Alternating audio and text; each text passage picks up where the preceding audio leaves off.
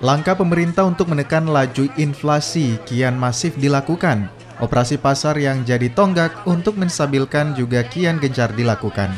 Operasi pasar memang menjadi alternatif. Harga jual barang di operasi pasar yang lebih murah jadi penolong bagi warga. Mereka bisa mendapatkan bahan pokok tanpa harus merogoh kocek lebih dalam. Sangat bagus, sangat membantu buat ibu rumah tangga, wanita. Karena untuk saat ini kan sangat susah bagi dari segi pangan perekonomian di Makassar. Jadi dari Bank Indonesia ini sangat membantu. Apa tadi kita beli?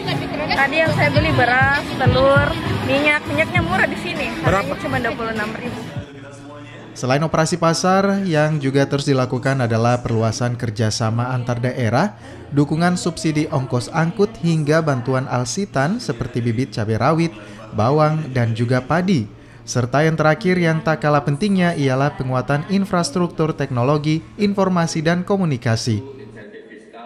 BI mengapresiasi kerjasama TPID yang berhasil menekan inflasi, juga mengapresiasi kerjasama antar daerah yang ikut berkontribusi untuk menekan angka inflasi dan juga menjaga kestabilan pangan di Sulawesi Selatan. Kedepannya GNPIP juga diharapkan mampu menekan inflasi dan juga harga komoditi pasar di pasar-pasar khususnya di Kota Makassar. Sejumlah program untuk menekan inflasi memang terus digenjot di tengah mulai melonjaknya harga bahan pokok.